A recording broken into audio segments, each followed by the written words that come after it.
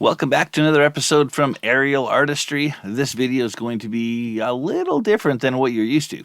For the past 10 years, one of the things I've been doing with my spare time is volunteering to teach youth how to be more safe outdoors. And I've done this through an organization called AdventureSmart, and that's up here in Canada, and through search and rescue organizations.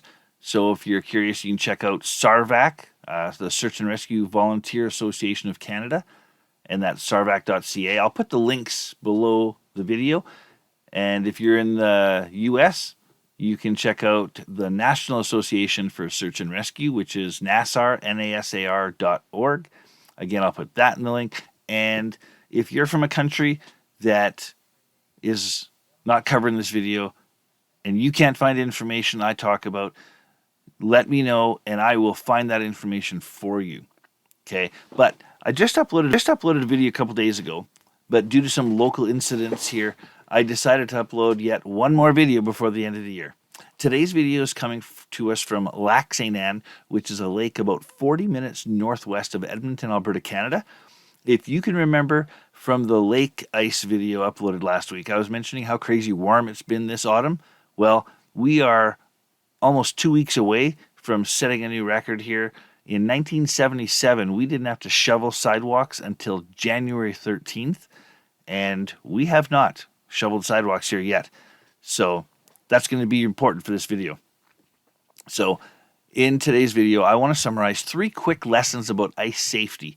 And if you watching these or sharing these could save someone's life, what more could I ask for, right? Just do it, share it, get this information out. Whether you're just planning on skating on the ice or going for a walk with your wife or your dog or your significant other, maybe you're doing something crazier like taking snowmobiles, quads, or side-by-sides out for a rip on the lake. Maybe you're one of those people that takes your whole vehicle out there. You pull a trailer, you set up camp, and you spend a week fishing with 11,000 pounds of equipment. This video is for you.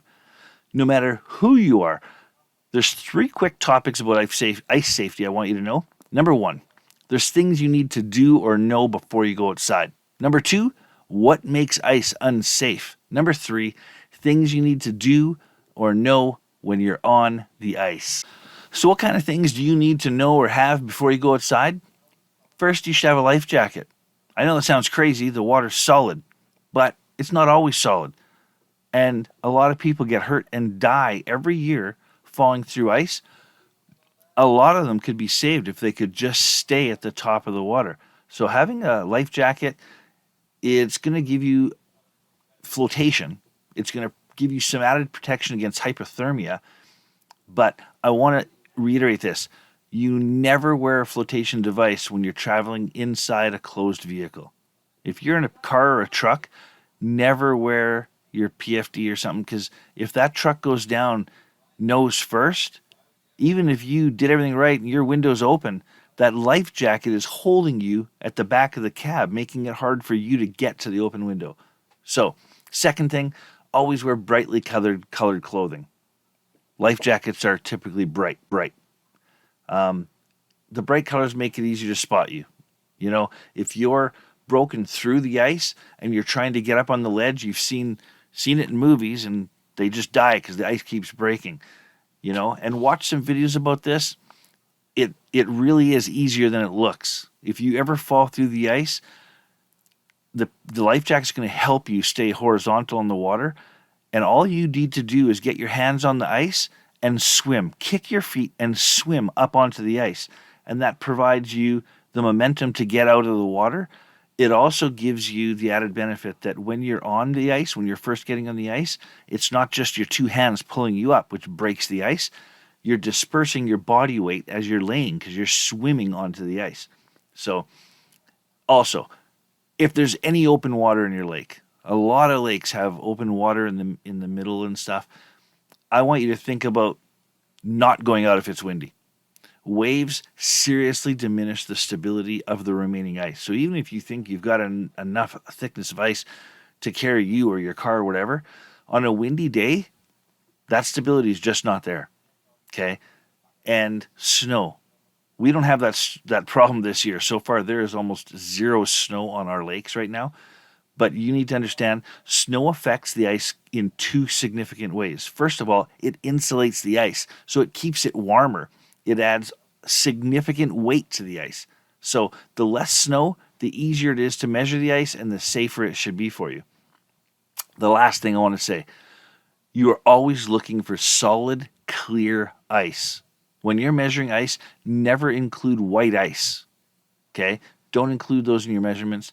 Never walk on honeycombed ice, no matter how thick it is. If it's got that little crystal, or if you see it, it looks like a shattered window, you just never walk on it. Here, if someone says, oh, it's still 12 inches, doesn't matter. If it's honeycombed, there's no stability to that structure. I want to talk real quick. Our second point was what makes ice unsafe. There are 4 things you need to know. Stay away from flowing water. Now, you don't always know where the flowing water is under the ice, but wherever there's an inlet or outlet, streams coming in or out of your lake, stay away. Don't walk on rivers or streams. Stay away from culverts. If there's a culvert coming into your lake, stay away from it. And never walk on ice under a bridge. It has so many failure points on ice under a bridge. You have weakness from the difference of temperature, from the sun and the shadow under the bridge all the time. And it's narrow, which means if there's motion in the water between two areas, the area on a bridge will typically be narrower than the lake, so there's more water rushing through under there, and you're almost always going to have thinner ice under a bridge. Early in the season, before you've measured the whole lake and it's had time to permanently freeze across, stay away from the inside or be measuring as you're going. And later in the season, stay away from the edge of the shore. That's where it's going to melt first. And watch for gas holes. There are stream inlets. There's shallow water with heavy vegetation. If you knew the lake when it was liquid in the summer, you may know where there's a lot of vegetation, but that vegetation decomposes in the winter, creates warm water coming up and air coming up to the ice, and it will actually melt holes in the ice. And stay away from logs, rocks, docks, bridges, anything that is going through the ice that could absorb heat from the sun. It'll absorb heat. It'll bring it down into the ice and it will melt it. And you'll have way thinner ice or even open water near something that's penetrating the ice. So just stay away from those things. I want to divert real quick here to talk about ice thickness guidelines. Okay, you see this picture here, and I know everyone says, oh, snowmobiles and ATVs. I don't love this picture simply because people think side-by-sides are ATVs. They are, okay, but they're not safe at this same. Snowmobiles are so much lighter than side-by-sides. Quads are so much lighter than side-by-sides. And you may see this one here online as well. And I love this one, but I don't drive ATATs. And that's a reference to The Empire Strikes Back. If you haven't seen the movie, I don't know what to say. If you don't know who Godzilla is, I'm not even 100% sure on that. 100 inches for Godzilla. He's pretty big in some of the movies. But this is the picture I love the most. And there's centimeters and inches on this, but it shows the difference between the 5 to 7 for a snowmobile and then 7 to 8 for the ATVs. Okay? And this is a hot topic where I'm from right now. And I want you to know that just showing this, sharing it, get this picture out to as many people as you can. And people need to know, at the end there, you're looking at 20 inches of ice before you tow a big ice shack out there. And these are trailers. They're beautiful. The wheels retract. They're wonderful. If you're into ice fishing and you're going to spend a week out there, good on you. Enjoy nature. I will tell you one other thing. A lot of these guys leave these ice shacks out there for the whole winter, and you should be moving your ice shack every week or two, okay? If the ice is thick, 2 weeks is fine, but just the ice shack being over those holes for 2 weeks will weaken the ice. So you know, I know it's extra effort, but consider moving it and, be safe out there. Please. All right, so we've talked about what you need to have or know before you go outside. We've talked about what makes ice unsafe, and now we're going to talk about tips while you're on the ice. Clearly, the number one thing, always walk with a buddy. Don't go out on the ice alone. Try not to ever be in one vehicle without someone being with you, or for sure knowing where you are. If you have an emergency on that water and someone's calling the police 4 hours later because you're missing, that's going to be so much better for you than someone calling the police when you don't show up for work on Monday. So definitely let people know where you are, or be with a buddy at all times. If you're with a buddy, stay far away. Don't walk hand in hand, because, well, you don't both want to be part of the emergency. So, second thing, I want you to test your ice thickness. Every 150 feet or 50 meters as you're walking out, the ice thickness can vary drastically, even in small areas. So test the ice thickness frequently and avoid thin ice. Okay? You should not be walking on any ice less than 4 inches thick. And when you're measuring the ice, you're measuring the clear, solid ice, not honeycombed and not white. If you're on 12 inches of ice, but 4 inches is clear solid and 8 inches is white, that's packed snow. It looks like ice, it feels like ice, it is not ice. Okay? So, tools you need to measure your ice. An ice chisel, which is basically just a big spear that pierces the ice, or an ice auger, which you'd probably be out there if you're fishing, you'd have an ice auger with you, but it takes significantly longer to drill the holes. Or just a cordless drill with a long spade bit or a wood bit. And what that's going to do is that'll just pierce a hole through the ice, and then you'll take your tape measure and just stick it down. Hit the bottom of the ice and measure the thickness. The problem with the cordless drill is you can't see what ice you're measuring as well as with the auger.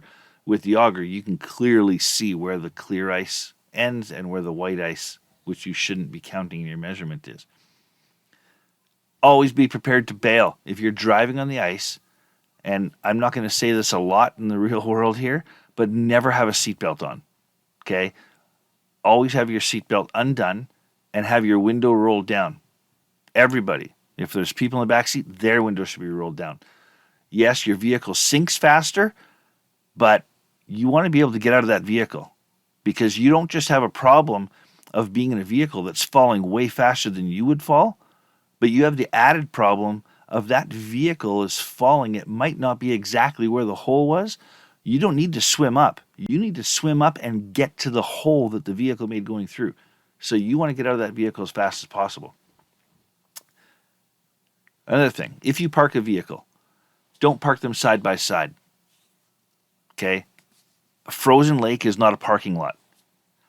Every vehicle should be 50 feet or 15 meters apart, and drill a hole near each vehicle and check it every 15 to 20 minutes. If water starts to flow out of that hole, that means the ice is sinking. Move the vehicles immediately. Even if it's not sinking, you should move your vehicle every 2 hours, because moving the vehicles helps prevent stress on the ice, which you might not see. You see some cracks, but you might not see all of them. So keep the vehicles moving around. Check for ice aeration. Ice aeration systems keep areas open where it helps provide oxygen for fish. Aeration can weaken the ice way farther beyond where the aeration location is. So when you see holes in the ice, be aware that that's weakening the ice, not right where the hole is only, but in that whole local area. And you know what? Ask locals about underwater springs. I boat on a lake all the time, and I don't know where they all are, but I know where one is. And these are common in many lakes, especially in Alberta here. And locals are going to know where the ice is always the thinnest. And typically, this can be from an underwater spring. Don't set up camp far away from other people just so you can have your own little private area. Test the ice a lot there first. There might be a really good reason that people aren't setting up there with their ice fishing shack. I have to say I did meet this guy when I was at the lake today. And I just thought it was really cool that he was out skating with a sled full of ice fishing gear. And I won't use his first name in here unless he comments below and tells me I'm welcome to. He has my card, and hopefully he checks out the channel and sees this video. But he was out the day before. He checked the thickness of the ice everywhere, and now he's heading back to his favorite fishing hole. But the idea that he did this trek yesterday with boots on, man, this looks like a smarter way to go. And man, with the sun there, beautiful pictures. So hopefully you comment, you subscribe, you share, let people know about this video.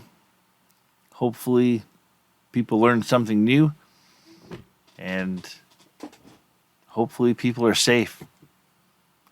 So be safe on the ice. Check out the comments for the links to those sites for more tutorials and more education. And have a safe holiday.